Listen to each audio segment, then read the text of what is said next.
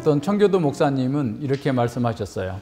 우리가 여가 시간에 무엇에 몰두하느냐 하는 것, 그 이상으로 우리의 영성 또는 우리의 영성의 부족함에 확실한 지표가 될 만한 것은 아무것도 없다. 그러니까 여가 시간에 뭐하고 보내느냐를 보면 그 사람이 하나님께로 가고 있는지 세상으로 가고 있는지 자기 추구를 하고 있는지 하나님을 추구하고 있는지가 드러난다라는 겁니다. 오늘날 뭐 여가 시간뿐만 아니라 계속 핸드폰만 쥐고 있는 것을 보면 핸드폰에서 뭐가 나옵니까? 물론 뭐 성경 강해도 듣기는 하겠지만 세상의 것들이 다 들어와가지고 우리의 영성을 다 갉아먹고 잠들게 하고 부패하게 만들죠. 자, 싸움이 끝나서 칼을 내려놓을 때 우리는 영적 관심사들에 대해서 느슨하고 부주의해지기가 쉽다라는 겁니다. 그리고 사탄이 우리와 관련해 유리한 입장이 되는데 성공하는 것은 바로 그런 때 우리가 경계를 늦출 때이다 라고 말씀합니다. 그러니까 우리가 이제 큰 싸움을 끝냈으니까 이제 좀 쉬어야지 하면서 긴장을 딱 풀고 TV 리모컨을 들거나 무슨 영화를 보거나 그럴 때 사단이 딱 들어와서 우리를 넘어지게 한다라는 겁니다.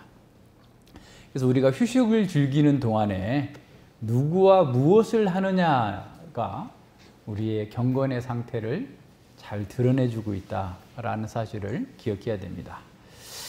우리는 경건한 동료와 함께 지내면 우리의 영성이 보존되고 또 증진되고 더 하나님께 가까이 나가는 것을 볼 수 있습니다. 그래서 우리가 쉬는 시간에 여가 시간에 하나님의 백성들과 함께 시간을 나누는 것은 재창조의 시간이 됐어요. 리프레시할 수 있는 힐링의 시간이 될 수 있습니다. 우리가 여가 시간에 영화를 볼 수도 있고 드라마를 볼 수도 있고 세상 사람들과 만나 이렇게 교제할 수도 있고 여행을 할 수도 있습니다. 근데 그러한 시간을 어떻게 보내는가에 따라서 우리는 영적으로 성장할 수도 있고 퇴보할 수도 있습니다. 그래서 우리는 쉬는 시간에, 휴식의 시간에 경건한 동료와 또한 경건한 성도들이 쓴 책들을 봄으로써 우리가 더 우리의 영적인 그 삶을 좀 강화시키는데 노력을 해야 되겠습니다. 그래서 우리가 영적인 휴식 시간에 무엇을 하는지를 보는 것 자체가 우리의 영적 상태가 어떠하다라는 것을 보게 되죠. 그러니까 유튜브를 어떤 걸 보느냐에 따라서 그 사람의 상태가 어떤지가 다 드러나요. 요새는 알고리즘, AI 알고리즘을 통해서 우리가 물건을 뭘 사는지 다 지금 위에서 다 하고 있어요. 그 장사꾼들이, 사업하는 사람들이 아주 세밀하게 우리 자신을 다 분석해가지고 그 마케팅 기법으로 사용하는데 그게 뭐 그 전문가 집단, 그러니까 심리학자들이라든가 마케팅 전문가들이 만들어 놓은 그런 어떤 그 연구 결과에 근거해서 프로그램화 시켜놓은 것들이 다 와요. 그래서 지난번에도 한번 나오죠. 어느 그 인터넷 쇼핑몰, 아마존 이런 데서 똑같은 거라도 다른 데 막 검색하고 다니는 사람한테는 좀 싸게 하고 그냥 소비 패턴이 그냥 딱 마음에 들면 무조건 사는 사람한테는 가격을 비싸게 이렇게 매긴다는 거예요. 그래서 우리가 항상 뭐 이렇게 로그인 된 상태에서 놔두면 다른 데 안 찾아보잖아요. 그러면 이제 더 비싸게 받는다는 거죠. 근데 그것뿐만이 아니에요. 모든 것들을 사람들이 다 데이터화 시켜가지고 우리를 영적으로 이제 오늘 또 그게 나오는데 오후에 우리가 어떻게 그런 소비주의에 그 붙잡혀 살게 만드는가에 대한 아주 그 강력한 도구들을 사용하고 있어요. 그래서 우리가 정말 깨어있지 않으면 항상 우리는 자기도 모르는 사이에 세상에 그냥 먹혀 있는 거죠. 하이델베르크 요리문답에서는 기도를 감사의 가장 중요한 부분이다라고 고백합니다. 그러니까 우리의 영적 상태를 보여주는 것 중에 어떤 면에서 더 중요한 것은 뭐 여가 시간을 어떻게 보내느냐뿐만 아니라 기도를 어떻게 하고 있는가, 기도하고 있는가에 따라서 우리의 모습이 보입니다. 그래서 여기서 감사라는 것은 그냥 일상적인 감사가 아니라 구원의 감사인 거죠.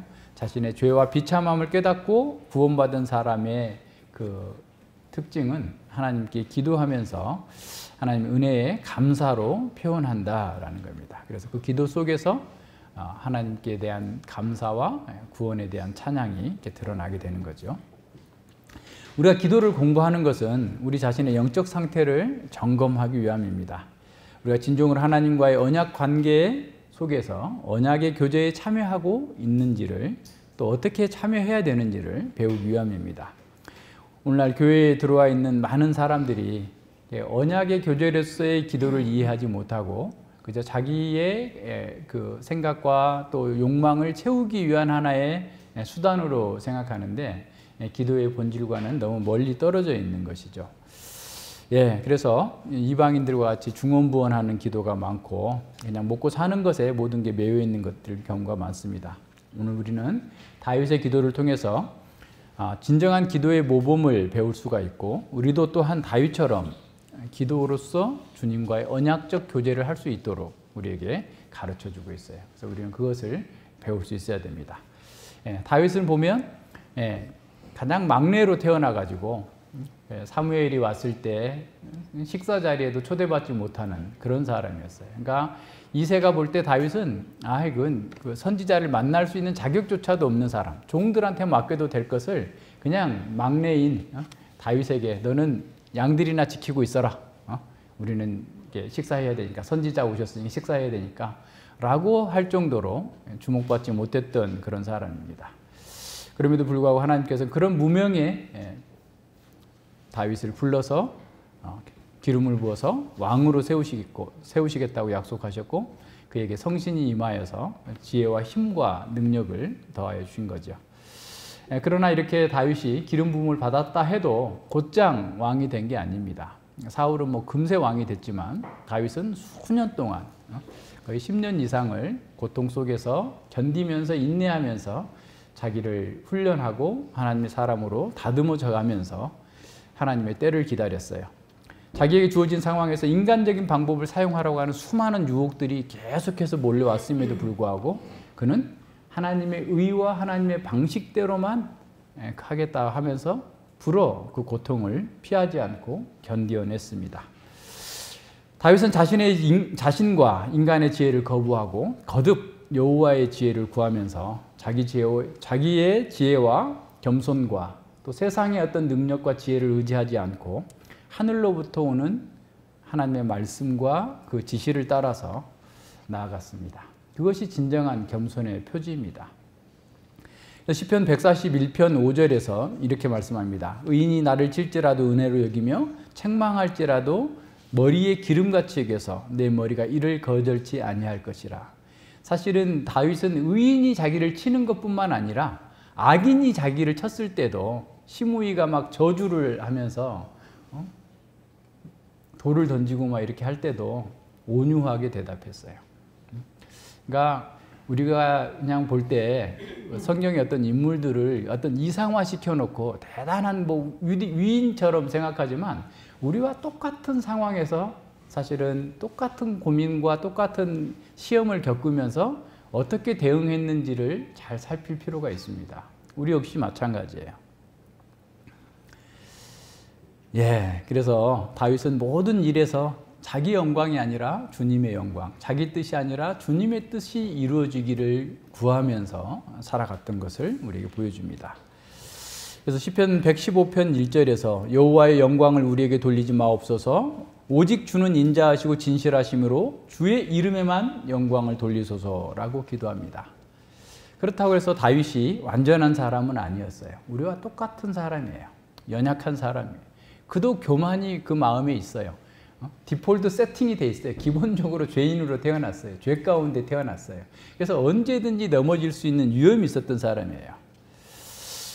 그래서 정말 위험한 상황 속에서 그걸 또 너무 잘 인식했기 때문에 늘 이렇게 자기를 부인하면서 하나님의 뜻을 따라 살기 위해서 오히려 죽음마저도 목숨까지도 내놓겠다라고 하는 그런 결단 속에서 살았던 사람입니다. 자, 오늘날은 다 부자야, 사람들이. 라오디게아 교인들과 같아요. 그러니까 나는 부자라 부유하여 부족한 것이 없다. 자만심과 허영에 가득 찬 우리 시대의 모습을 봅니다. 또한 한편에 우리 모습을 봅니다. 그런데 그런 시대 속에 우리는 다윗의 모습을 보면서 우리가 부족하고 결핍되어 있는 것이 무엇인지를 살필 수 있어야만 됩니다.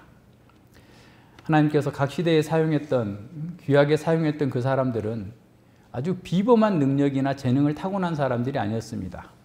우리하고 똑같은 평범한 사람들이었어요. 그런데 그 평범함 속에서 주님을 의지한 거예요. 그러니까 사람이 오히려 우리가 은사가 좀 부족한 것을 감사하게 생각해야 돼요. 그래야 하나님을 더 의지할 수 있거든요. 근데 은사가 있는데, 은사가 많아요. 많은데 교만한 사람들이 간혹 있어요. 그 원인은 뭐냐면, 그러니까 다른 사람, 세상 사람들이야 뭐 다 당연히 그런 거고, 그러니까 교회를 다니고 목사이고 신학자인 사람들이 그럴 경우는 왜 그러냐면 은혜가 떠났기 때문에 그런 거예요. 은혜가 없는 거예요, 사실은. 그러니까 이제 오늘 가서 이것도 계속 오늘 또 이 내용이 전체적으로 쫙 관통하고 있음을 보게 됩니다. 아브라함 보세요. 자기는 티끌과 죄와 같은 사람인데 감히 하나님께 구합니다 라고 얘기하잖아요. 모세는 자기가 부르심을 받았을 때 나는 능력이 없습니다. 할 수 없습니다. 나는 아이라 말할 줄 못하나이다. 에레미야도 다 그랬어요. 겸손한 사람이에요. 겸손한 사람들은 하나님께서 비범하게 사용하십니다.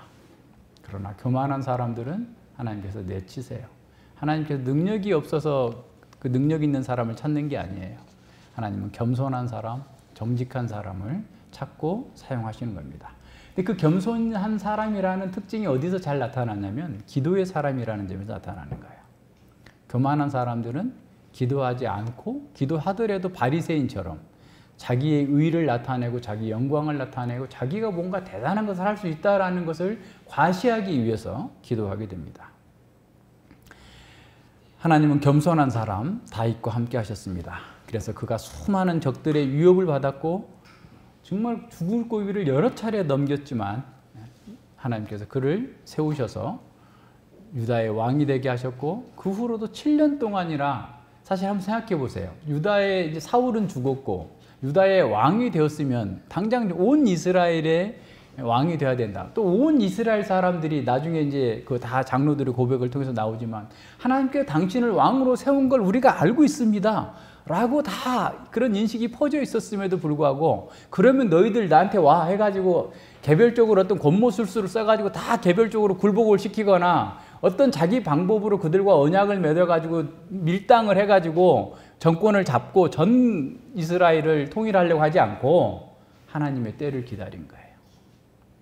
그 사이에도 얼마나 많은 피를 흘렸습니까? 다윗의 겸손함은 바로 거기에 있어요. 그러니까 자기의 방법을 다 내려놓고 주께서 허락하실 때까지 주님의 방법대로만 하겠다. 죽으나 사나 주께서 원하시는 길로만 가겠다라고 했던 것이 다윗의 삶이었습니다. 자, 그래서 이제 모든 게 하나님의 때에 따라서 이스라엘과 언약 관계를 맺고 전 이스라엘의 왕이 됐고 예루살렘을 수도로 했고 예루살렘에 언약궤를 가져왔고 잠시 평안한 시대가 된 거예요. 그게 7장 1절입니다. 여호와께서 사방의 모든 대적을 파하사 왕으로 궁에 평안히 거하게 하신 때에라는 거예요. 이걸 직역하면 어떻게 되냐면 다윗이 자기 집 왕궁에 거하고 여호와께서 주변에 있는 모든 적으로부터 안식을 주셨을 때라는 거예요. 평안히 거할 때에 안식을 주셨을 때라는 말입니다.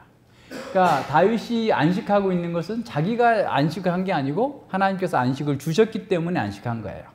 그러니까 이것도 잘 생각해 봐야 됩니다. 표면적으로는 다윗이 수많은 적들과 싸웠죠. 피를 흘렸죠. 부상도 당하고 고통을 겪었죠. 그러나 그 싸움의 실질적인 승리의 원인은 하나님께서 함께 하셨다라는 거예요.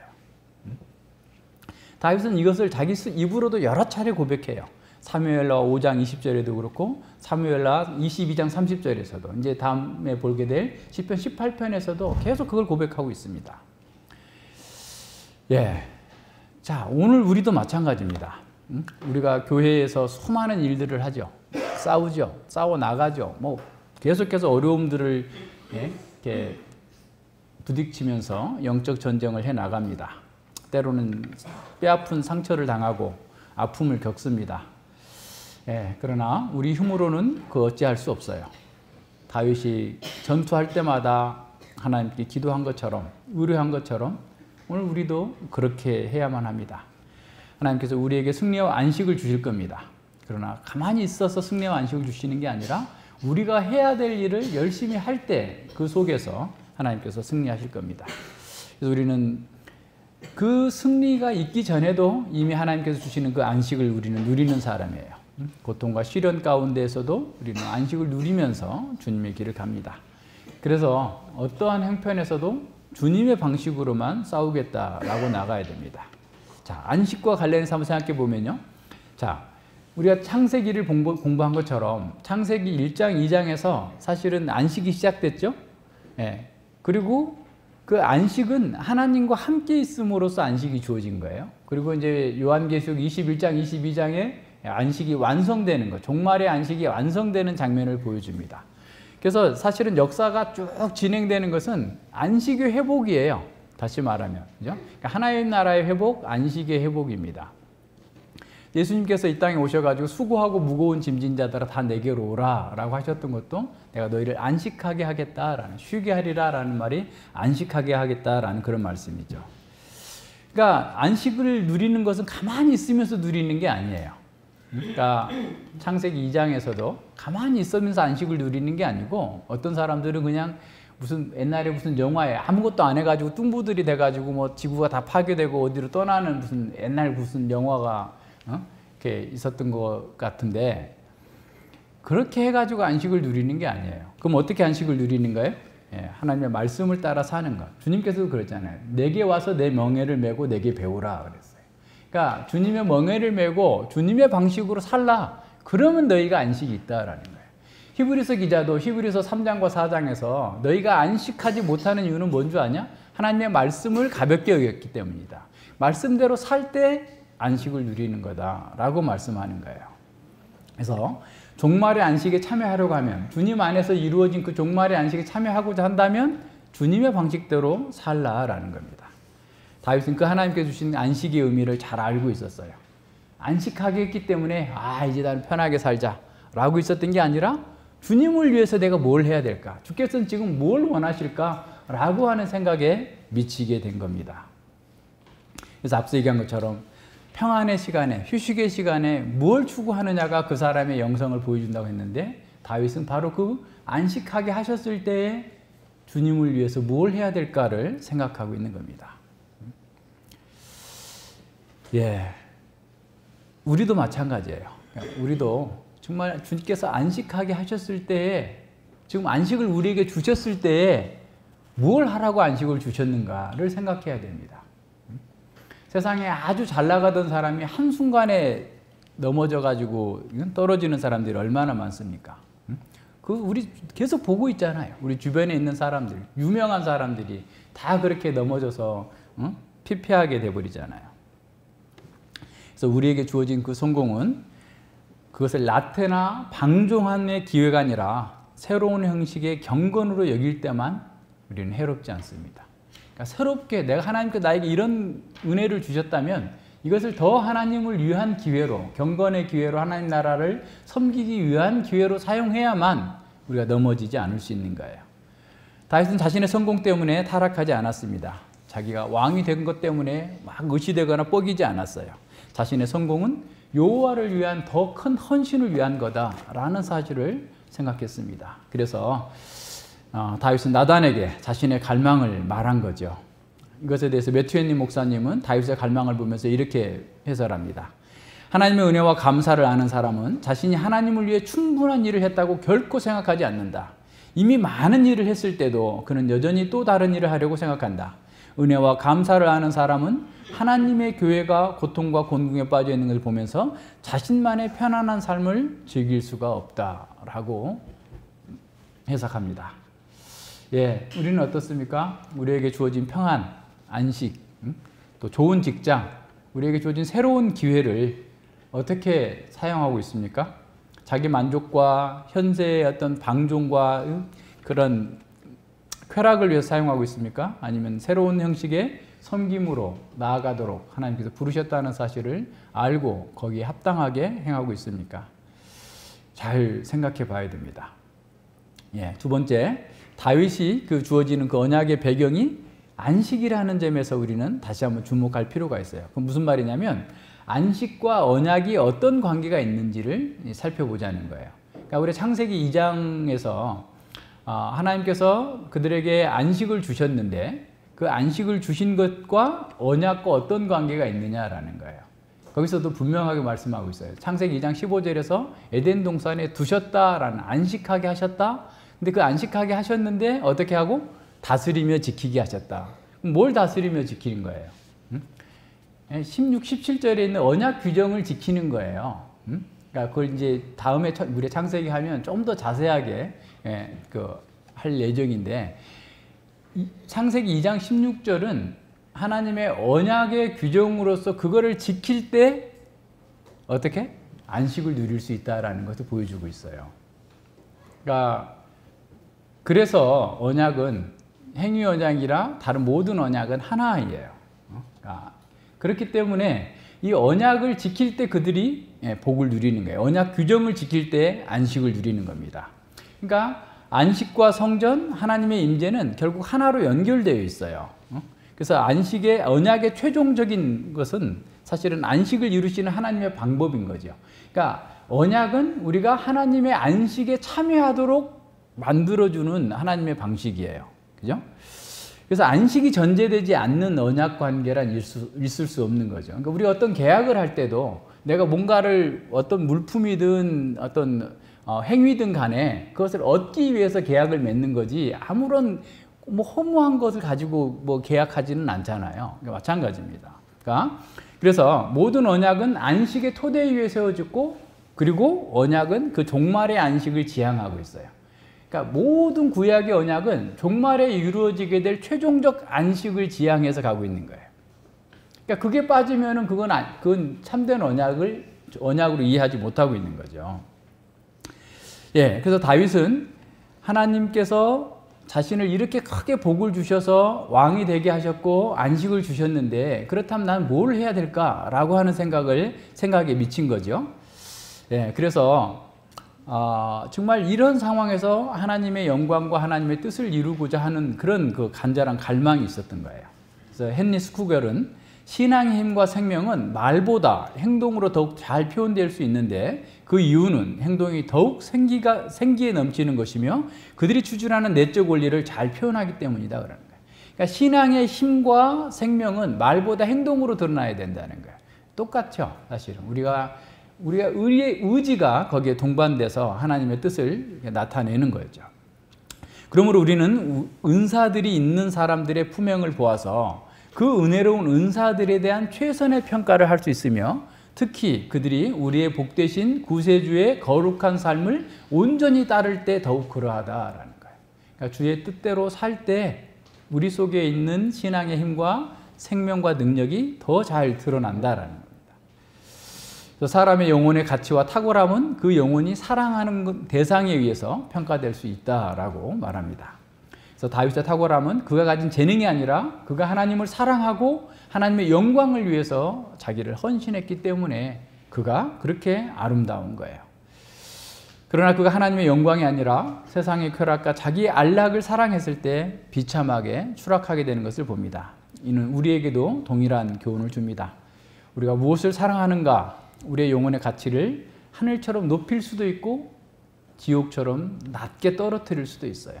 우리가 사랑하는 대상이 무엇인가에 따라서 우리는 그것과 동일시되기 때문에 그렇습니다. 세상을 사랑하는 사람은 교회에 나와서도 자꾸 세상의 것으로 마음이 다 빼앗겨 있을 겁니다. 세상의 정욕에 빠져 있을 겁니다. 하지만 주님을 사랑하는 사람들은 가장 부패한 세상 속에서도 3층 천을 거닐면서 하나님의 영광과 하나님의 은혜를 누리면서 안식하는 기쁨을 누리는 겁니다. 그래서 기도는 삶과 분리되지 않습니다. 따라서 사람이 어디에 관심을 더 많이 쓰고 있느냐는 그가 어떤 것을 사랑하고 있는지를 보여줍니다. 자신의 자원과 에너지를 어디에 더 많이 쓰고 있는가? 자신의 욕망을 추구하는가? 아니면 하나님의 영광을 추구하고 있는가? 일반적으로 사람들은 자신이 성취한 것이 많아지고 성공할수록 영적인 일에 무관심해집니다. 그래서 성공은 큰 유혹과 시험이 되는 겁니다. 그러나 다윗은 그렇지 않았음을 보게 됩니다. 그래서 다윗은 7장 2절과 3절에서 나는 백황목 궁에 거하거늘 하나님의 교회는 휘장 가운데 있도다.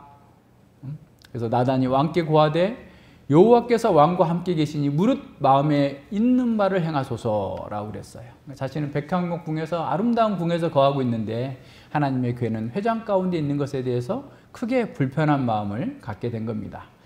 모든 것을 허락하신 온 우주의 왕께서 초라한 그런 천막에 계시다는 생각에 견디기가 힘들었던 거죠. 물론 이것도 다윗의 연약함입니다. 그래서 나단은 그렇게 당신 그 좋은 열망을 가지고서 해보십시오 라고 한 거죠. 그날 밤 하나님께서 나단에게 언약을 이렇게 주시죠. 15절부터 16절까지 주신 우리가 흔히 말하는 다윗 언약입니다. 이 다윗 언약에서 우리가 중요하게 생각해야 될 것은 이 다윗 언약은 다윗과 이스라엘 백성들뿐만 아니라 오늘 우리에게도 아주 중요하다라는 거예요. 그러니까 우리가 하나님을 아버지와 아들 관계, 하나님과 우리가 아버지와 아들 관계가 어떤 것인지를 아주 깊게 보여주고 있을 뿐만 아니라 하나님의 백성들은 다윗 언약 안에서 그들이 하나님과 함께 누리는 깊고도 숭고한 사랑의 깊이, 헌신의 정수를 만날 수 있게 됩니다. 그래서 다윗은 하나님의 언약을 통해서 온 인류에게 가져올 그 놀라운 파장과 결과가 무엇인지를 알아차렸어요. 다윗은 온 인류가 하나님이 자신에게 베푸신 언약의 축복 안에서 하나님의 아들로 받아들여질 것이라는 사실을 내다보게 된 겁니다. 그래서 그는 하나님과 자신 사이에 세워진 이 언약 관계를 가리키면서 이것은 인류의 대헌장입니다 라고 그랬어요. 이게 그 말이 무슨 말이냐면, 보세요. 거기 여호와여 인간의 규례대로 하셨습니다 라는 말이 바로 그 말이에요. 인류를 구원하시기 위한 대헌장입니다 라고 고백한 겁니다. 그래서 다윗은 온 세상 모든 사람을 위해서 하나님께서 이루신 그 일을 언약하셨는데 그것이 바로 다윗 언약이라는 거예요. 그러니까 다윗과 다윗의 왕조를 영원히 새롭게 하시겠다라고 하는 그 속에서 이것은 인류의 구원을 위한 하나님의 영원한 경륜을 보여주신 겁니다 라고 고백했던 겁니다. 그래서 다윗은 하나님과 자신이 맺은 그 언약이 자신의 왕가를 넘어서 온 인류의 운명과 관계된다는 사실을 깨닫게 된 겁니다. 다윗 언약은 크게 6가지로 나눌 수 있는데 끝에 2가지가 가장 중요합니다. 첫 번째는 이것은 이제 언약이라기보다 하나님께서 하신 말씀이죠. 내가 나를 위하여 나의 거할 집을 건축하겠느냐라고 말씀합니다. 그리고 7절에서도 무릇 이스라엘 자손을 더불어 행하는 곳에서 내가 내 백성 이스라엘을 먹이라고 명한 이스라엘 어느 지파에게 내가 말하기를 내가 어찌하여 나를 위하여 백향목집을 건축하지 아니하였느냐라고 말하였느냐라고 말씀하시는 거예요. 다시 말하면 하나님께서는 다윗이 성전을 지을 수 없다라고 하는 거죠. 이는 다윗에게는 상당히 당황스러운 일입니다. 왜냐하면 당시 문화에서 왕의 권위를 높여주는 것은 신전이에요. 그래서 신이 자기를 택했다라고 하는 것으로서 신전을 화려하고 웅장하게 짓는 것이 어떤 면에서 자신의 왕권을 크고 강력하게 만드는 하나의 도구였기 때문에 성전 짓지 말라라고 하는 것은 오히려 그 어려움이 있는 거죠. 그래서 이런 문화적 상황 속에서 성전 구축이 좌절된 것은 다윗에게는 큰 불명예가 됐어요. 그러면 왜 그랬을까요? 하나님께서는 왜 다윗에게 건축을 허락하지 않으셨을까? 물론 뒤에 가서 보면 피를 많이 흘렸기 때문이다 라고 나오기도 하지만 이 본문의 문맥에서 보면 하나님은 나와 너를 굉장히 구분해서 대조해서 보여줍니다. 다시 말하면 다윗이 뭔가 생각해야 될 것을 더 깊이 생각하지 못했음을, 그의 생각의 약함을 드러내고 계세요. 다윗은 자신도 모르게 어떤 면에서 하나님을 인간적인 생각한 거죠. 자기는 좋은 집에서 거하시는데 하나님은 저렇게 천막에서만 거한다는 게 말이 되는가? 하나님도 그 신분과 능력에 걸맞는 집이 있어야 된다라고 하는 생각에 있었던 거죠. 그래서 하나님은 온 우주의 창조주이시고 하늘의 하늘이라도 하나님을 감당할 수 없는 분이신데 그럼에도 불구하고 그런 생각을 한 겁니다. 그래서 하나님 말씀이 이런 의미입니다. 내가 너처럼 나의 위엄에 걸맞는 집이 필요한 줄 아느냐? 만일 그렇게 할 필요가 있었다면 광야에서 이미 요구하지 않았겠느냐? 광야에서 성막이 아니라 거대한 백향목 집을 지으라고 하지 않았겠느냐라는 거예요. 너의 지위가 높아진 것처럼 나도 그렇게 되어야 된다고 생각하느냐라는 의미입니다. 그래서 만약에 다윗이 생각한 대로 성전이 지어졌다면 하나님은 고대 근동의 다른 신들과 다를 바 없는 것이 됐을 거예요. 하나님도 다른 거짓 신들과 동일하게 인식되었을 겁니다. 오히려 하나님은 이 땅에 나그네로 살아가는 그 백성들과 동일시하면서 하나님께서 그 이스라엘 백성들과 더불어 행하셨다고 말씀하십니다. 그래서 만약에 다윗이 인간적인 생각으로 성전을 지었다면 자신이 하나님을 위해서 뭔가 대단한 일을 했다라는 자만심이 싹 텄을 수도 있을 거예요. 그래서 하나님을 높이기 위해서 시작한 일이 결국 사람을 높이는 것으로 끝날 수 있어요. 그러니까 이런 부분도 우리가 심각하게 생각해 봐야 됩니다. 그러니까 이제 저도 저 자신을 생각해 보면 이게 뭘 자꾸 하고 싶은데 주님을 위한 거다라는 생각이 막 사로잡히게 돼요. 이게 주님을 위한 거고 교회를 위한 거고 이걸 반드시 해야 되겠다라고 하는 그런 열망들이 막 이렇게 있어가지고 막 거기에 사로잡히게 되는데 하나님께서 허락하시지 않잖아요. 그러니까 돌아보면 그런 거예요. 하나님의 일, 하나님께서 원하시는 하나님의 영광을 위한다고 하면서 자칫하면 우리의 영광을 높이고 우리의 힘으로 그 일을 이루겠다고 하는 오류에 빠질 수 있는 가능성이 크다라는 사실들을 보게 됩니다. 이런 면에서 하나님께서는 그것을 허락지 않으셨어요. 그것은 하나님의 영광을 보호하는 것이기도 했고 다윗을 보호하시는 일이기도 했어요.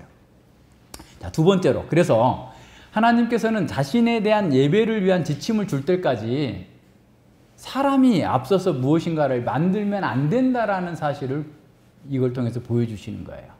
하나님께서 계시해 주시기까지 우리가 그게 갈망이 있고 우리가 그 유용한 것이고 하나님 나라와 교회에 정말 필요할 거다라고 생각을 하고 시작을 하려고 하지만 하나님의 말씀에 의해서 통제되어야 된다라는 거예요.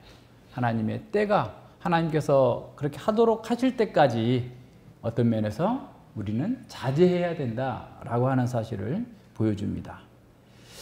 우리가 앞서서 뭔가를 하려고 할 때 하나님은 우리의 종교적 욕망을 채워주는 신으로 전락할 수 있어요. 그러나 우리가 하나님의 주권을 겸손하게 받아들이고 하나님께 언제나 의존되어 있어야 된다는 사실을 기억하면서 우리가 그런 갈망을 하지만 하나님의 때를 기다리고 하나님의 말씀의 인도함을 끝까지 받아나가는 것이 우리에게 필요합니다. 세 번째로 하나님께서는 8절과 9절에서 하나님께서 다윗에게 베푸신 그 은혜를 돌아보게 하십니다. 이미 베푸신 그 은혜가 얼마나 족하냐라는 거예요. 모든 대적들을 내가 다 물리치게 해줬고 너의 이름을 모든 세상 가운데서 존귀케 하지 않았느냐. 그러니까 그로 족하지 않느냐라는 거예요. 예, 그리고 네 번째로 10절과 11절에서 다윗은 그 백성의 자신의 백성의 미래에 대한 복된 보장을 얻게 됩니다. 이 말이 우리말 번역에서 조금 그렇게 잘 드러나지 않고 있는데요. 내가 이스라엘을 위하여 한 곳을 정하여 저희를 심고 저희로 자기 곳에 거하여 라고 이렇게 했죠. 자기 곳에 거하여 다시 옮기지 않게 하며 악한 유로 전과 같이 저희를 해하지 못하게 하며 라고 했어요. 그러니까 다윗이 정복전쟁을 한 이유는 뭐냐면 악한 세력으로부터 그 이스라엘 백성들을 보호하기 위함이었던 것이죠. 다시 말하면 이스라엘 백성들이 에덴 동산과 같은 안식의 장소에 거하도록 정복전쟁을 치러 나간 거예요. 그래서 여기서 그 에덴 동산이라는 말도 에덴은 기쁨이라는 말이라고 그랬죠. 에덴은 기쁨이라는 곳이고 동산이라는 곳은 울타리를 치다라는 의미예요.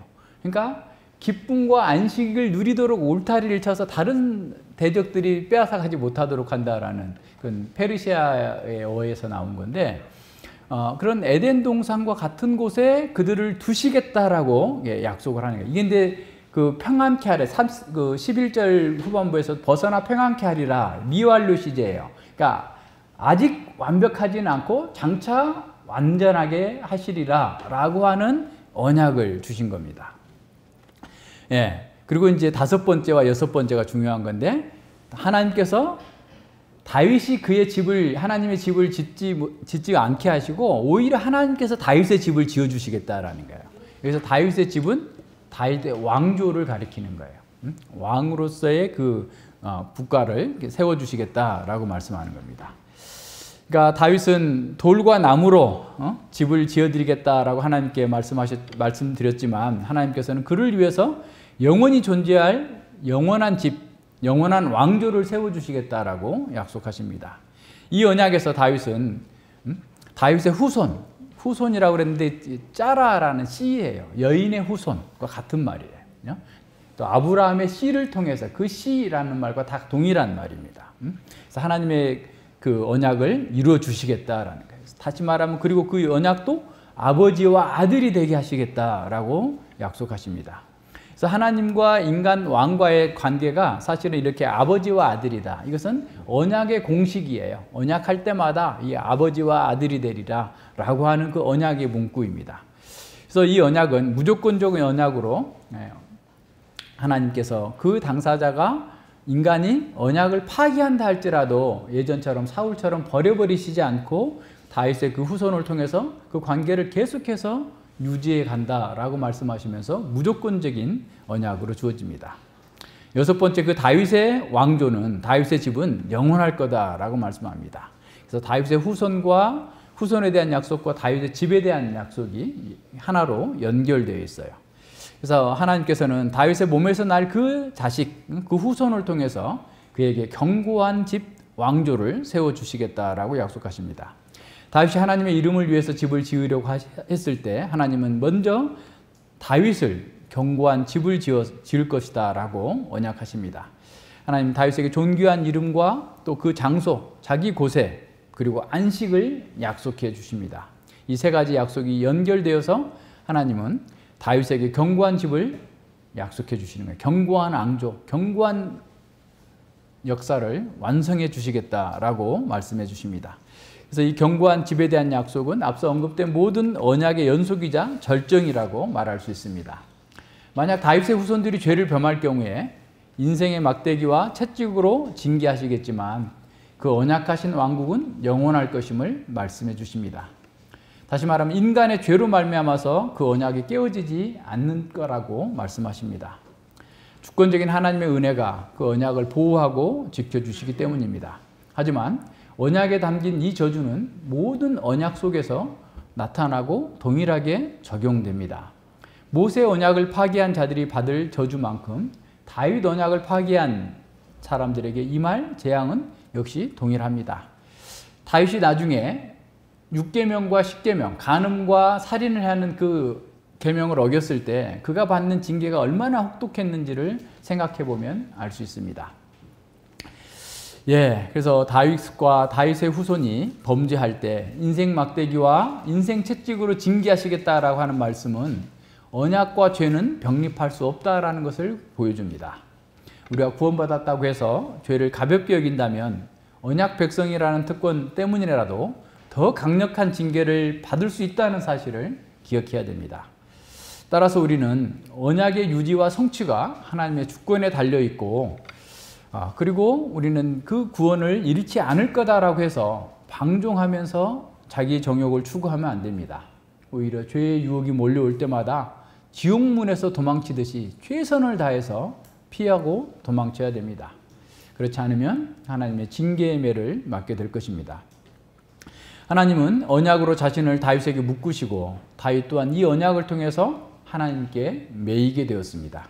이렇게 해서 하나님과 다윗 사이에는 깊은 사랑과 헌신의 유대관계가 생긴 거예요. 그래서 하나님 편에서의 언약은 인간에게 자신을 내어주는 사랑의 방편이에요. 인간 편에서 언약은 하나님께서 주신 그 선물을 오히려 받아들이는 통로인 거죠. 그래서 이 양 언약 당사자들은 서로 사랑과 인격적인 헌신을 중심에 두고 나누는 거예요. 그러니까 하나님께서는 우리에게 전적으로 헌신해서 우리를 자신을 내어주셨는데 우리는 아주 그 작은 것만 드리면서 다 드린 것처럼 한다면 하나님을 어떻게 보면 모욕하는 것이 되겠죠. 그래서 사람이 하나님과의 언약 관계에서 지는 그 언약의 의무라는 것은 다른 게 아니라 하나님을 사랑하라는 거예요. 그죠? 마음을 다하고 뜻을 다하고 힘을 다하여 내 하나님 여호와를 사랑하라. 이것이 우리가 언약의 의무를 지는 거예요. 그러니까 그렇게 사랑하면 계명은 무거운 것이 아니에요. 하나님을 사랑하지 않으니까 계명이 무거운 거죠. 하나님께 헌신하는 게 아까운 거죠. 하나님을 사랑하면 그건 아무것도 아닌 겁니다.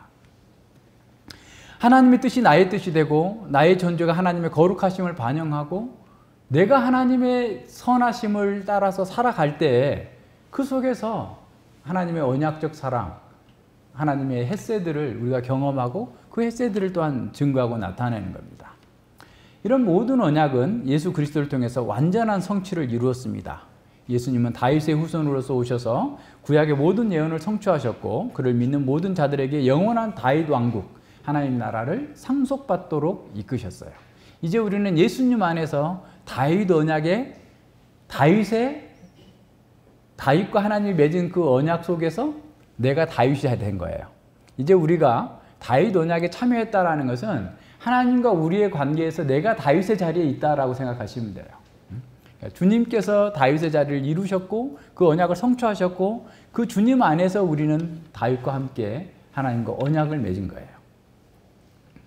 예, 다윗은 왕이었지만 선지자였습니다. 그래서 그 언약 속에 담긴 내용을 마음에 품고 하나님의 선하심과 은혜의 영광을 묵상하게 됩니다. 그 과정에서 다윗은 자신에게 주신 그 언약이 얼마나 놀라운지를 깨닫게 돼요. 그래서 그 언약 안에서 기도할 수 있는 상태로 준비됩니다. 그래서 언약을 깨닫고 언약을 묵상하는 사람은 언약적 교제로 나아가요. 기도로 나아가는 거예요. 그러니까 하나님의 언약을 깨달았다고 하면 기도하는 사람이 되는 겁니다. 그래서 다윗의 기도는 언약에 대한 공식적인 반응이면서 그만큼 언약의 의미를 우리에게 가르쳐 주는 거예요. 우리가 언약에 신실하게 산다라는 것이 무엇인지를 이렇게 보여주는 겁니다. 가르쳐 주는 기능을 합니다. 그래서 18절, 24절까지는 감사의 고백이 주로 담겨져 있고 25절부터 29절까지는 소원의 간구가 드러납니다.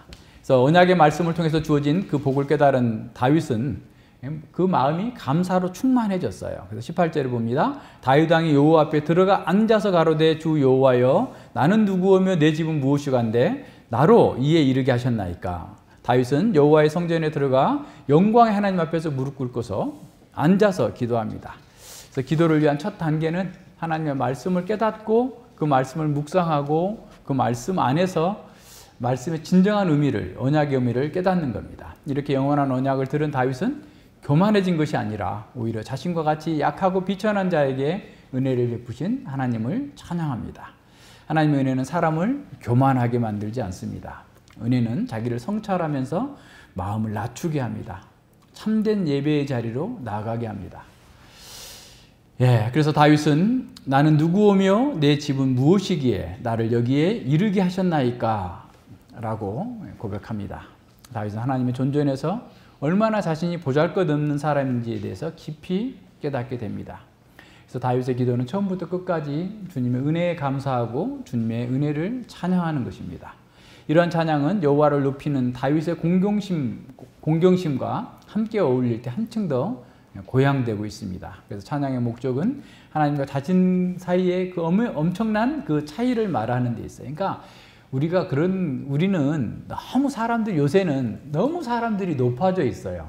그러다 보니까 누구도 존경하지 않아요. 그러니까 사람들에게 당신 누구를 존경합니까? 라고 하면 제대로 대답하는 사람이 얼마나 있을까 싶어요. 다 자기가 왕이니까 존경할 만한 사람이 없는 거예요. 하나님 앞에서 자기가 발견되지 않았기 때문에 그런 거예요. 그거는. 모든 면에서. 그래서 우리는 세상에서도 세상 사람들도 자기에게 주어진 일을 견고하게 잘 해내는 사람, 양심의 근거에서 또 법률과 또 자기의 직위에 맞게 합당하게 행하는 사람들을 존경하는 거예요. 그런 사람들이 더 많아져야 사회가 온전하고 잘 돌아가는 거죠. 그러니까 우리가 계속 시편에서도 보고 구약에서도 계속 보고 있지만 터가 무너졌다라는 말은 그 지도자들이 무너진 거예요. 이번에 이사야에서도 어제 본 이사야에서 나오죠. 터가 무너지는 겁니다. 지도자들이 잘못하고 있으면 그게 다 무너지는 거예요. 삶의 기초가 흔들리니까 얼마나 삶이 어려워지겠어요. 우리는 모든 존경할 사람들을 존경하는 것이 하나님의 은혜를 경험한 사람들입니다. 예, 보세요. 주 여호와여 나는 누구오며 라고 말하는 것은 나는 아무것도 아닌데 왜 이런 은혜를 베풀어 주셨습니까? 내 집은 무엇이기에? 내 집은 아무것도 아닌데 왜 이런 은혜를 베풀어 주셨습니까? 라고 지금 다윗은 얘기하고 있는 거예요.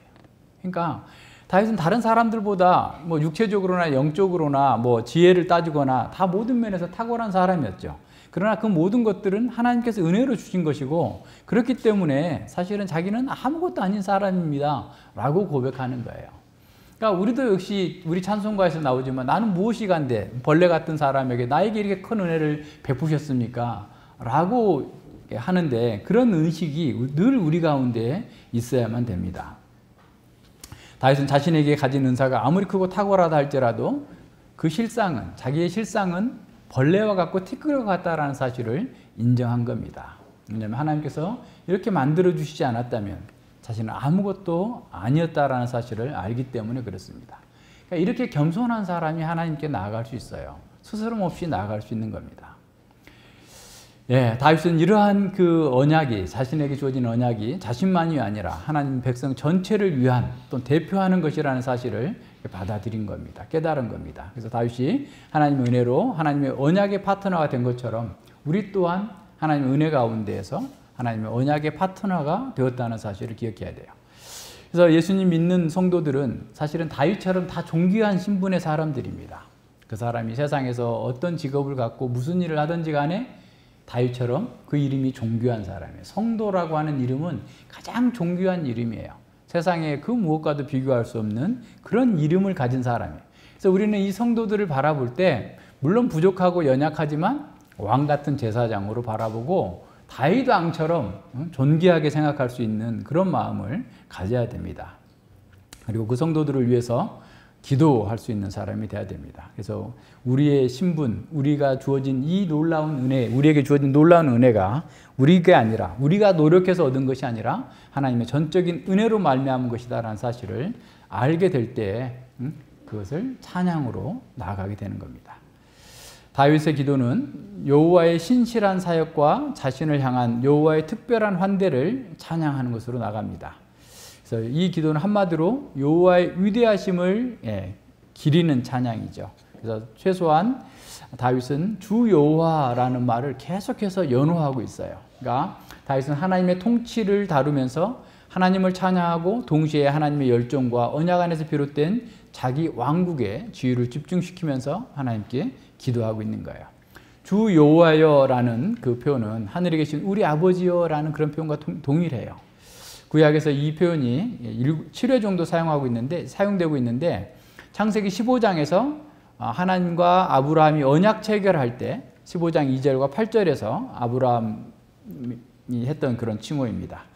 그래서 이 창세기 15장의 언약과 다윗의 언약의 연관성이 하나로 통일되어 있다는 사실을 이렇게 보여줍니다. 다윗은 하나님을 창조주와 언약의 하나님으로 고백하는 것으로 하나님과 자신의 관계를 설정합니다.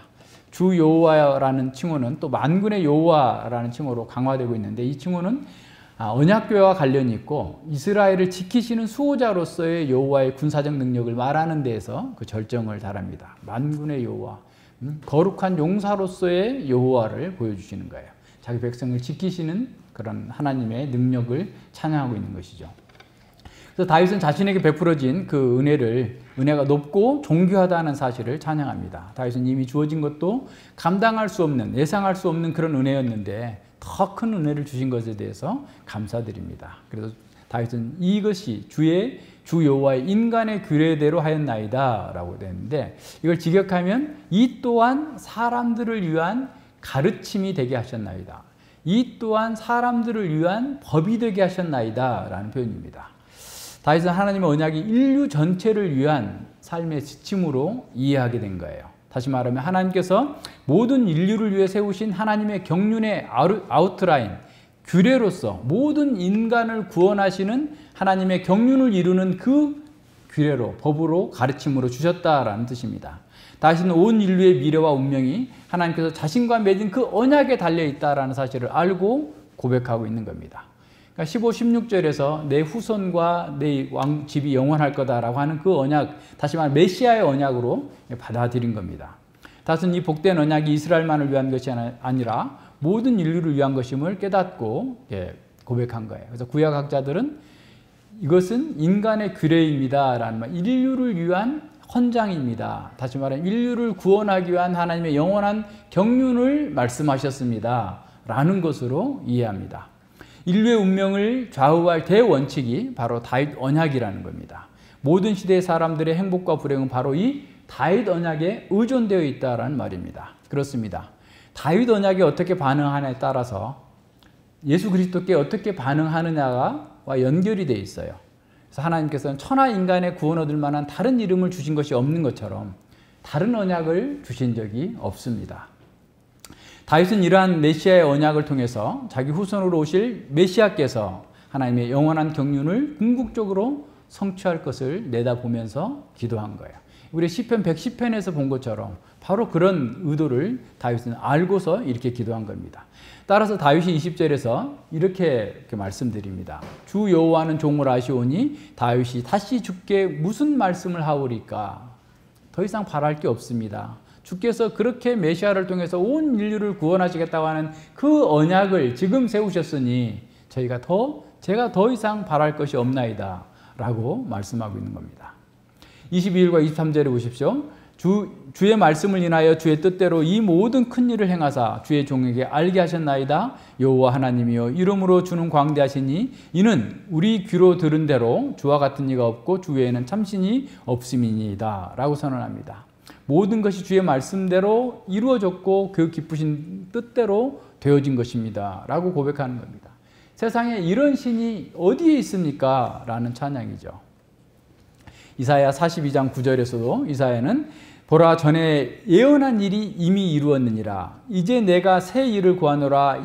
그 일이 시작되기 전이라도 너에게 이르노라. 다시 말하면 하나님만이 역사의 주관자시다라는 거예요. 세상이 아무리 요동하고 혼동하고 난리를 치고 있다 할지라도 하나님께서 역사를 주장하시고 주관하고 하나님의 목적을 이루어 가신다라는 거예요. 그렇기 때문에 지금 언약하신 바는 반드시 이루어질 것이고 너희의 구원은 확정적이다라고 선언하는 겁니다. 다윗은 하나님의 언약과 그 성취를 약속받았습니다. 그것이 반드시 성취될 것을 믿으면서 찬양과 감사로 하나님께 아뢰입니다. 그래서 땅에 어느 한 나라가 주의 백성 이스라엘 같으리까 라고 하면서 하나님께서 그들을 구속하셨고 또 자기 백성을 삼아서 주의 명성을 내시고 저희를 위하여 큰 일을 그 땅을 위하여 들어온 일을 애국과 열국과 그 신들에게서 구속하신 백성 앞에서 행하셨사오니 주께서 주의 백성 이스라엘을 세우사 영원히 주의 백성을 삼으셨사오니 여호와여 주께서 저희 하나님이 되셨나이다 라고 선언하고 있습니다. 자기 백성에 대한 한없는 사랑과 자비를 베푸신 하나님께서 영원히 찬양받으시기를 바랍니다 라고 고백하고 있는 겁니다. 그래서 다윗 언약의 핵심은 하나님과 다윗 사이의 사랑과 헌신의 깊은 유대관계예요. 헤세드를 주고받는 거예요. 하나님께서 헤세드를 베풀었으면 그 헤세드를 받은 은혜의 사랑의 은혜를 받은 사람이 또다시 하나님께 그 사랑을 나타내 보이는 그 사랑인 거죠.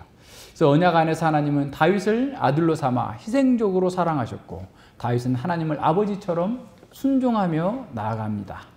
하나님과 다윗의 이런 헤세드의 사귐은 영원한 생명을 맛보고 보장해 주는 것이었습니다. 영원한 안식을 지금 이 땅에서 맛보게 해주는 거예요.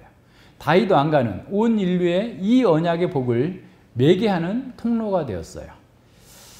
그러면 이제 그 자리에 다윗 왕가의 자리에 우리를 집어넣어 보세요. 우리도 다윗의 후손인 예수 그리스도 안에서 새 언약의 백성이죠. 우리 역시 이 언약의 복이 온 세상으로 흘러가도록 하는 통로가 되어야 합니다. 27절에 봅니다. 만군의 여호와 이스라엘 하나님이여 주의 종에게 알게 하여 이르시기를 내가 너를 위하여 집을 세우리라 하신 고로 주의 종이 이 기도로 구할 마음이 생겼나이다. 주께서 저와 인류의 구원을 언약하셨기 때문에 제가 이 기도로 구할 마음이 생긴 것입니다. 그랬어요. 우리는 너무나 개인주의적으로 성경을 읽다 보니까 맨날 이건 다윗에게만 하는 얘기라고 받아들이는 거예요. 근데 다윗이 아니라 온 인류, 우리를 위한 기도였고 우리를 위한 언약이었어요. 그래서 우리는 그 언약 가운데에서 새 생명을 얻었고 그 언약 가운데에서 안식과 평강을 누리게 되는 겁니다. 그래서 주께서 언약하신 것을 이루어 주시옵소서라고 기도한 겁니다. 그래서 다윗은 왕으로 기도하기 전에 자격을 갖춘 이스라엘 백성의 한 사람으로서 여호와와 맺은 그 언약 속에 사는 사람으로서 언약을 지키는 여호와의 신실한 백성으로서 이와 같이 믿음으로 기도한 것입니다. 다윗은 기도에서 여호와의 위엄과 자신의 하찮음이 얼마나 큰지를, 거리가 먼지를 분명히 보여줍니다. 다윗은 자신이 여호와의 성실과 후대를 전적으로 의지했음을 고백하면서 담대하게 하나님께 요구합니다. 다윗은 25절과 29절에서 세 차례에 걸쳐서 이제라고 하는 부사를 사용해서 여호와의 언약을 굳게 하실 것을 요청합니다. 여호와여 이제 주의 종과 종의 집에게 대하여 말씀하신 것을 영원히 확실케 하옵시며 그랬어요. 예, 말씀하신 대로 행하사 사람으로 영원히 주의 이름을 높여 이르기를 만군의 여호와는 이스라엘의 하나님이라 하게 하옵시며 주의 종 다윗의 집으로 주 앞에서 견고하게 하옵소서. 그러니까 이제라고 하는 것은 앞서 이미 약속하셨던 그 언약하신 말씀을 굳게 이루어 주시옵소서, 행하여 주시옵소서라고 얘기합니다. 이 기도는 하나님의 약속이 믿었지 않아서 꼭 해주셔야 됩니다, 약속하셨죠, 하셨죠 하면서 하는 것이 아니라 그 약속을 믿는 확신 가운데에서 하는 그런 기도입니다. 아까 평안히 거하여 안식하면서라는 그 말과 여기서 앉아서라는 말이 같은 단어예요. 평안함, 성전에 가서 기쁨 가운데, 평안함 가운데에서 하나님께 기도하고 있는 그 모습을 보여줍니다.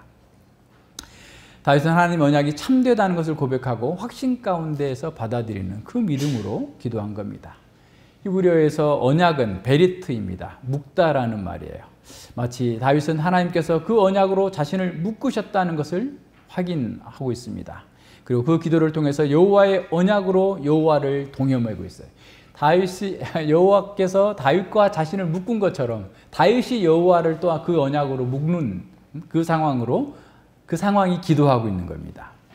그래서 사실 우리가 기도하는 것은 바로 이런 특권이 있는 거예요. 하나님의 언약대로 이루어 주시옵소서 하고 하나님을 묶는 행위예요. 언약의 기도가.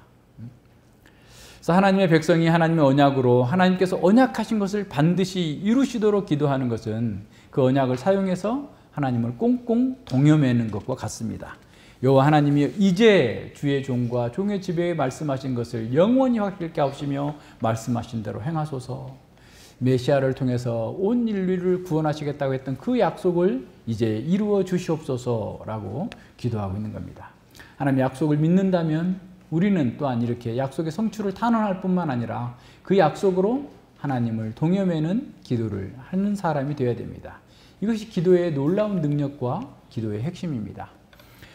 하나님의 언약은 반드시 성취됩니다. 그 언약의 성취는 1차적으로 하나님의 신실하심에 근거합니다.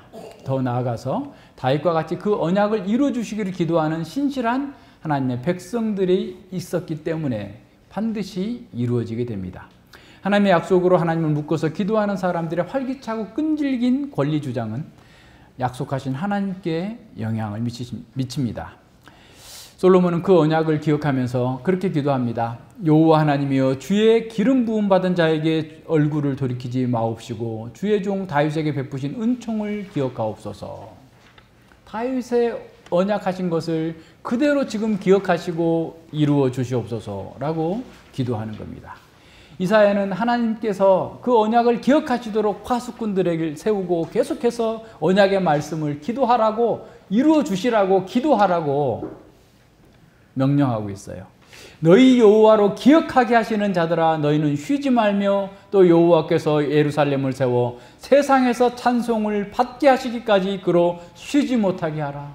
언약을 이루어 주시옵소서. 온 세상 모든 인류가 구원받아서 하나님을 찬양할 때까지 우리는 그 언약을 이루어 달라고 쉬지 못하도록 하나님께 기도하라라는 겁니다. 28절에 두 번째 기도가 나타납니다. 주 여호와여 주는 오직 주는 하나님이시며 말씀이 참되시나이다. 주께서 이 좋은 곳으로 종에게 허락하셨사오니 이제 이루어 주시옵소서라는 거예요. 이제 이루어 주시옵소서. 29절에서도 이제 청컨대 종의 집에 복을 주사 주 앞에 영원히 있게 하옵소서. 주 여호와께서 말씀하셨사오니 주의 은혜로 종의 집이 영원히 복을 받게 하옵소서.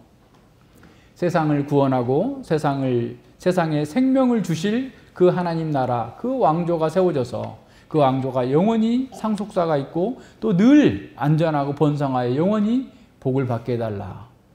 그냥 단지 그 가족만 복받게 해달라가 아니라 온 인류를 구원하기 위한 메시아가 그 가족을 통해서 그 후손을 통해서 나기를 기도하고 있는 겁니다. 다윗은 메시아로 임할 하나님 나라의 극치를 바라보았습니다. 그래서 그는 그 나라가 속히 이루어지기를 기도한 것입니다. 이렇게 하나님을 묵는 담대한 기도는 예수 그리스도 안에서 성취되었습니다. 하나님은 신실하셔서 반드시 그 언약을 지키셨습니다. 또한 그 백성들이 하나님의 언약으로 하나님을 묵는 기도는 반드시 응답될 수밖에 없습니다. 왜냐하면 그것이 하나님께서 역사를 경영하시는 방법이기 때문에 그래요. 그러니까 우리가 받지 못하면 구하지 아니하니라. 언약의 하나님께 이 다윗처럼 기도하면 하나님께서 우리에게 필요를 채워주실 텐데, 우리의 기도를 들으시고 하나님 영광을 나타내시고 우리를 안식과 평강 가운데 이끌어 가실 텐데 기도하지 않기 때문에 그런 거예요. 구약에서 성전에서 분향하는 것은 성도들의 기도를 상징한 겁니다. 그러니까 성전에서 기도를 할 때 번제단에서 제물을 태우고 난 후에 그 향을 가지고 가서 제사장이 성소에서 향을 피워요. 그럴 때 밖에 있던 모든 사람들은 손을 높이 들고 기도해요. 그러니까 한번 생각해 보세요. 제사가 드려진 후에 제사장이 가서 성소에 들어가서 지성소를 향해서 향을 피워요. 그때 향이 올라가는 것처럼 성도들의 기도가 올라가는 거예요. 죄사함이 있어야 그 다음에 기도가 받아들여지는 거예요. 오늘 우리의 기도도 마찬가지예요. 우리가 아무리 유창하게 멋지게 기도한다 할지라도 예수 그리스도의 구속의 은혜 가운데 나아가지 않으면 하나님께서 받지 않으시는 기도예요. 하나님께서 예수님 안에서 우리의 기도를 받아주십니다.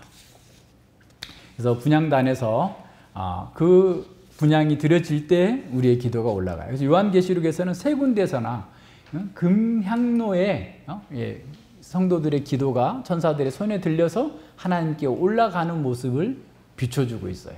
그럼 다시 말하면 뭐 하겠어요? 언약을 이루어 주시옵소서. 주께서 이루시고자 했던 그 다윗의 언약을 완성시켜 주시옵소서. 고난 가운데 부르짖는 그 기도가 하나도 떨어지지 아니하고 금 대접에 쌓여서 하나님께로 올라가고 있다라는 사실을 보여줍니다. 금향로에 쌓여서 올라가고 있는 모습을 보여주는 겁니다. 이런 면에서 우리는 정말 기도를 그 언약의 성취를 위해서 기도하는 거예요. 그러니까 언약적 교제로서 기도하는 거예요. 부모와 자식이 자꾸 얘기를 해야 돼요. 대화를 많이 해야 돼요. 아내와 남편과도 늘 대화를 많이 해야 돼요. 사람은 인격체이기 때문에 말을 하지 않으면 저 사람 속에 무슨 생각을 하고 있는지 몰라요. 그래서 말을 해야 돼요. 하나님께서는 우리의 마음을 다 아시지만 우리는 그 하나님께 계속해서 말씀드려야 돼요. 우리의 지금 상황을, 형편을 아뢰면서 주님의 언약을 이루어 달라고 기도해야 됩니다. 그래서 시편 141편 2절은 나의 기도가 주의 앞에 분향한 같이 되며 나의 손드는 것이 저녁 제사 같이 되게 하소서. 그러니까 이미 제사가 드려지고 분향해서 올라가는 것 같이 저녁 제사와 같이 되게 해달라고 기도하고 있는 겁니다. 기도는 하나님께서 정하신 규례를 따라서 하나님의 말씀으로 이루어 주실 하나님께 구하는 겁니다. 말씀대로 이루어 주실 그 하나님께 구하는 거예요. 그래서 성경은 믿음으로 구하면 하나님께서 응답해 주신다고 가르쳐 주십니다. 그러나 그 기도는 하나님의 뜻에 합당한 것이어야 돼요. 하나님의 뜻은 이미 계시로 주어진 언약 안에서 명확하게 드러나 있습니다. 그것은 하나님의 나라가 이 땅에서 어떻게 세워지고 나아갈 것인가에 대한 것입니다. 다윗의 기도는 자신의 개인적인 성공이나 자신의 가문을 위한 것이 아니었습니다. 바로 하나님 나라가 언약하신 대로 이루어 주시기를 기도한 겁니다. 우리가 자기의 유익이나 고통을 해소하기 위해서 기도한다 할지라도 그것은 하나님 나라와 깊이 연결되어 있어야 돼요. 하나님 저 빨리 낫게 해주세요. 뭐 하려고? 나 멋지게 살려고요. 세상에 나가서 행복하게 살고자 위해서요. 내 쾌락을 위해서, 내 번영을 위해서요. 아직 멀었구나 라고 하실 거예요. 주님, 제가 주님의 뜻을 이루기 위해서 주님의 도구로 사용되기 위해서 건강을 허락해 주시옵소서. 내 경제적인 어려움을 이겨내게 해 주시옵소서. 내 앞에 있는 수많은 장애물들을 이겨낼 수 있는 지혜와 능력을 주셔서 제가 하나님 나라와 하나님의 일에 쓰임 받을 수 있는 거룩한 존재로 삼아 주시옵소서라고 기도해야 돼요. 그것이 언약적 기도예요. 근데 그건 다 빼먹고 그냥 자꾸 자기 속에서만 이제 나온 것을 하게 되면, 물론은 우리가 연약하기 때문에 그럴 수 있어요. 그러나 지금부터는 바뀌자는 거예요. 그러니까 언약과 하나님 나라와 연결된 기도를 해야만 하나님께서 그 기도를 성취해 주신단 말이에요. 예. 그래서 하나님은 하나님 나라의 경영에 대해서 그 백성들이 참여할 수 있도록 이미 계시로 밝혀주셨어요. 그래서 우리가 믿음으로 기도한다는 것은 하나님의 약속하신 것을 구한다는 의미고, 그 약속이 없는 상태에서 우리의 믿음은 없는 거잖아요. 있으니까 믿는 거죠. 약속이 없으면 뭘 믿습니까? 아무거나 믿습니까? 맹종인 거죠, 그건. 그죠? 죄 있는 우리가 하나님과의 교제를 나누는 그러한 목적은, 그러니까 이러한 목적, 다시 말해서 안식으로 향하는 그 목적은 그리스도의 희생으로 완성됐어요. 그래서 우리는 이미 그리스도 안에서 종말의 안식에 참여했어요. 이미 참여했으나 아직 그 안식이 완성되지 않는 중간 상태에 살고 있어요. 그러니까 그 완전한 안식을 속히 이루어 주시옵소서, 주 예수여 어서 오시옵소서라고 하는 기도가 언약의 기도예요. 언약을 이루어 주시옵소서라고 기도하는 거예요. 아니 주님 저 결혼식 끝나고 오세요 라고 하는 게 아니라 주께서 언제든지 속히 오셔서 영원한 하나님 나라를 이루어 주시옵소서라고 기도하는 겁니다. 이제 우리는 하나님의 아들의 이름으로 기도하는데 그것은 곧 그 아들의 보혈 안에서 하나님께 나아가는 겁니다. 하나님께 나아가는 길이 독생자의 무한한 사랑과 엄유하신 하나님의 공의를 우리에게 보여줍니다. 그러니까 그 길이 그냥 열린 게 아니에요. 에덴 동산에 막혔던 그 불칼을 주님께서 맞아서 죽으심으로 말미암아서 에덴 동산 하나님의 성소로 나아가는 길을 열어주셨어요. 하나님의 공의가 드러나는 겁니다. 그렇게 하나님께서 열어놓으신 그 길에서 만약에 우리가 자기 정욕을 구하고 있다면, 우상을 부르는 것처럼 하나님을 부르고 있다면 그건 정말 하나님의 진노를 유발하는 것이 되겠죠. 하나님께서 베푸신 은혜의 방도를 자신의 정욕을 위해 사용했던 자들을 향해서 이사야는 소돔의 백성과 고모라의 관원이라고 책망했습니다. 그렇게 계속 경고하고 회개를 촉구했음에도 불구하고 그것을 무시한 자들은 결국 바벨론 포로로 끌려갔습니다. 이제 그리스도를 통해서 하나님께 나아갈 수 있는 새로운 생명의 길 열려 있습니다. 우리가 그것에 주의하지 않고 감사하지도 않으면서 그저 형식적인 예배를 드리고 자기 욕망을 채우기 위한 기도를 하고 있다면 하나님께서 정하신 규례를 무시하는 죄를 범하는 것이 될 겁니다. 예수님께서 너희가 나의 명하는 대로 행하면 나의 친구라 그랬어요. 그러니까 언약을 지키는 사람은 서로 친구예요. 언약 안에 있는 사람은 주님과 친구예요. 아브라함이 그 언약을 받고 이행했을 때 너는 아브라함 나의 친구라라고 하나님께서 하셨던 것처럼 하나님의 말씀, 예수 그리스도의 말씀을 듣고 행하는 사람, 주의 멍에를 메고 주께 배우는 사람, 그 언약에 신실하게 따라서 하는 사람은 주님의 친구입니다. 그래서 이제부터는 너희를 종이라 하지 아니하리니 종은 주인이 하는 것을 알지 못함이라. 너희를 친구라 하였노니 내가 아버지께 들은 것을 다 너희에게 알게 하였음이라 라고 말씀하셨습니다. 그러므로 이제 내 이름으로 아버지께 무엇을 구하든 다 받게 하려 함이라 그랬어요. 지금까지 너희가 내 이름으로 아무것도 구하지 아니하였으나 구하라 그리하면 받으리니 너희 기쁨이 충만하리라. 언약 안에서 기도하면, 주님 안에서 기도하면, 주님의 이름으로 기도하면 주께서 이루어 주시고 너희 기쁨이, 교회의 기쁨이, 우리 모두의 기쁨이 충만케 되리라 라고 약속하셨습니다. 예수님께서 하나님의 모든 경륜을 가르치셨고 그 경륜에 따라 사는 사람을 예수님의 친구고 그들이 구하는 기도를 다 들어주실 것이라고 또한 언약하셨어요. 우리의 담대함이 여기에 있습니다. 우리도 연약하고 부족하고 제대로 살지 못하는, 실패하는 경우가 너무 많아요. 그럼에도 불구하고 하나님께서 언약을 파기하지 아니하시고 언약적 징계로 우리를 아들처럼 대우하시면서 바로 세워주시면서 기도해라. 네 죄가 버리기 어렵느냐? 너가 정말 하나님의 은혜 가운데 살기를 원하느냐? 네가 갈망하는 게 무엇이냐? 그것을 기도하라. 이 언약 안에서 기도하라. 그러면 내가 너희에게 주리라 라고 말씀하시는 겁니다. 이제 우리가 다윗처럼 담대하게 기도할 때입니다. 주 예수에 어서 오시옵소서. 주께서 다시 오셔서 그 나라를 완성해 주실 것을 우리는 확신하면서 안식하는 가운데 기도하는 사람. 그것이 다윗의 기도가 오늘 우리에게 가르쳐 주는 거고 보여주는 겁니다. 우리는 그 다윗의 기도 안에서 우리 자신을 발견하고 예수님을 발견하고 하나님 나라를 발견하면서 담대하게 언약적 기도로 날마다 주님 저 기도하기를 원합니다. 나 누가 어디 가자 해도 난 주님과 기도하기를 원해서 못 간다. 그걸 말로 할 필요는 없지만 그런 마음으로 계속 그렇게 기도하면서 하나님께 가까이 나아가야 되겠습니다. 기도합니다. 예, 하나님 아버지 감사드립니다. 주님께서 우리의 마음이 어디에 있는지를 다 보고 계십니다. 주께서 우리처럼 부족하고 연약하고 티끌과 같은 자들을 부르셔서 언약의 짝으로 삼기 위하여서 하나님의 독생자를 우리에게 주심으로써 우리에게 하나님 자신을 다 내어주시는 그 사랑을 보여주셔서 우리가 그 생명 가운데에서 하나님의 사랑 가운데에서 새로운 하나님의 백성으로 태어났습니다. 새 언약 백성으로 주님의 은혜를 입었습니다. 이런 은혜를 입은 자들이 참으로 이 땅 가운데에서 무엇을 위해서 살아야 되는지를 더 분명하게 보았습니다.